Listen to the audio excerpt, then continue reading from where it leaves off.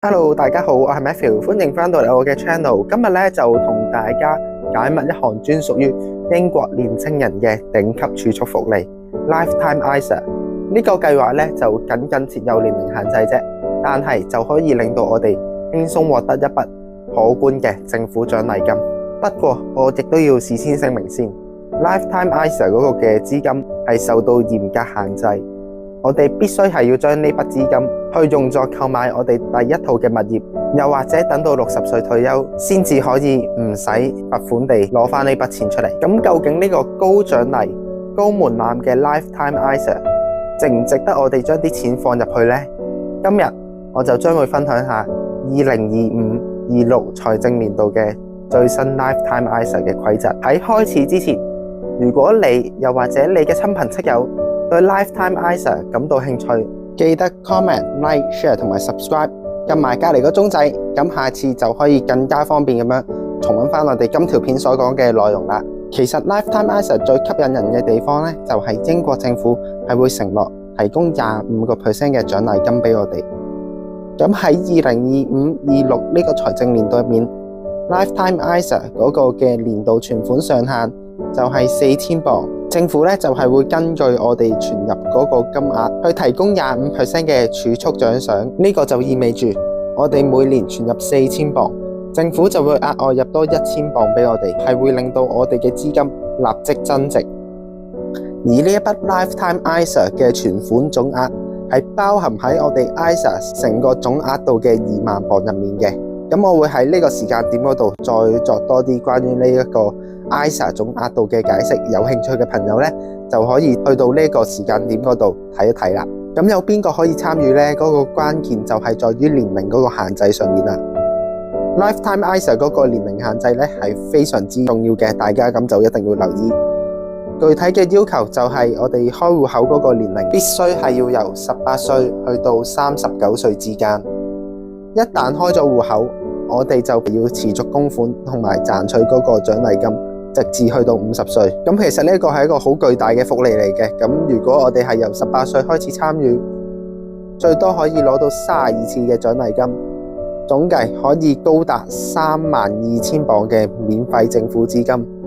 即使等到去39歲先開戶口，仍然都係有11年時間可以攞到呢一筆免費嘅資金。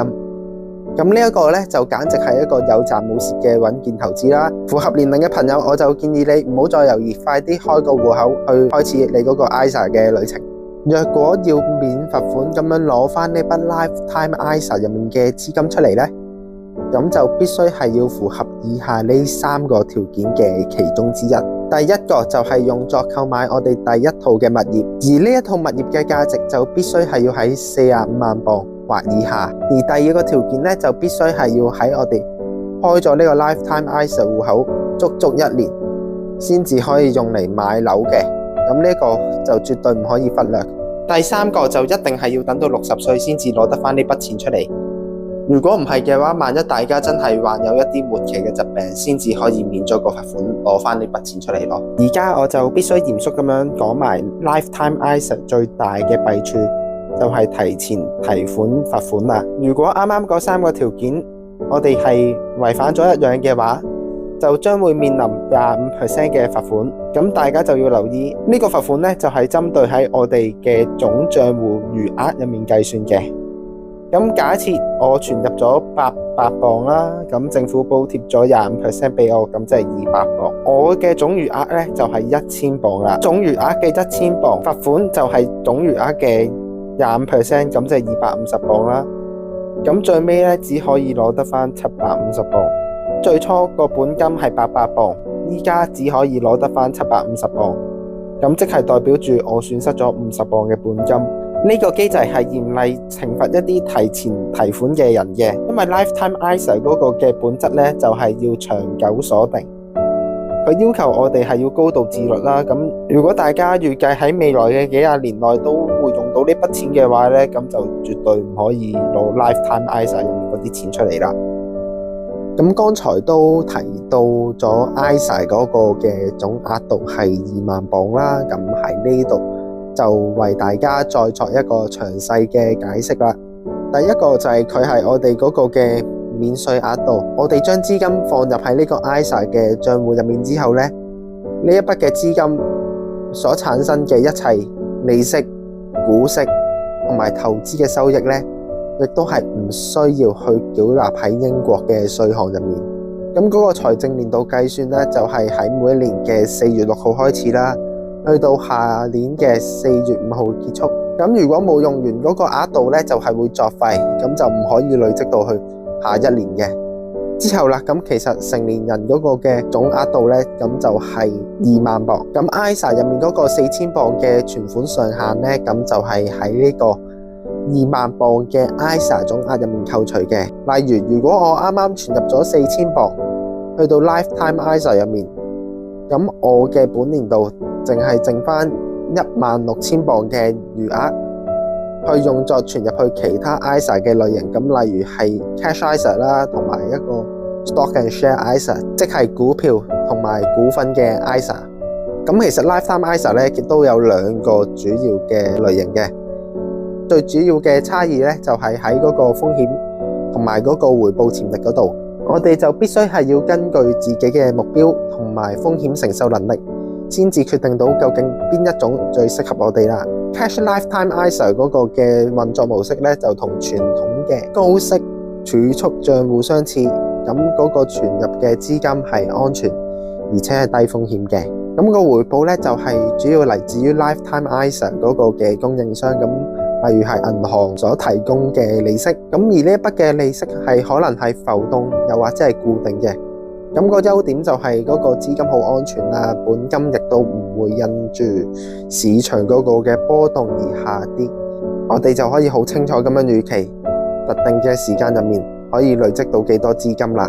如果我係決定喺3年內，又或者更加短嘅時間入面買物業嘅話呢，咁其實我自己建議大家去選擇呢個 Cash ISA， 因為嗰個嘅市場風險實在太高啦。而我哋亦都唔希望喺我哋即將買樓嗰陣時，嗰個嘅資金價值係會砰一聲咁樣跌落去噶嘛，係咪？咁我而家就會介紹第2個 Lifetime ISA 嗰個嘅類型俾大家。咁呢個就係叫做 Stock and Share Lifetime ISA。咁其實係乜嘢嚟呢？咁其實呢個呢，就係屬於一個投資嘅 Lifetime ISA 嚟嘅。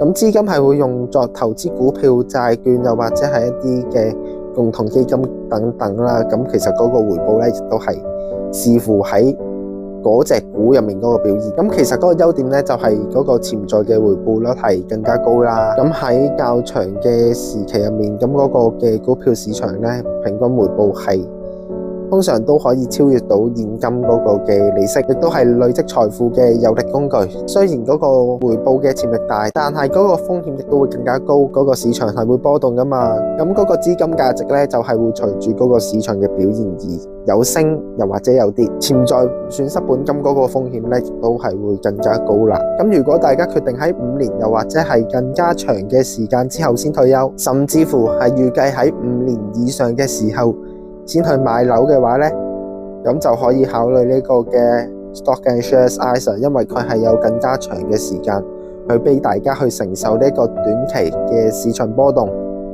而等待資金嗰個成長嘅。不過投資都係涉及風險嘅。假如大家係決定去參與 Stock and Share Lifetime ISA 嗰個嘅計劃呢，咁就要小心啲啦。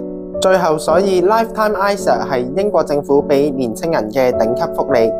佢提供咗25% 嘅免費資金。如果你係意志堅定、年齡合適，並且已經清楚了解提前提款嘅風險， Lifetime ISA 係絕對值得我哋開設嘅。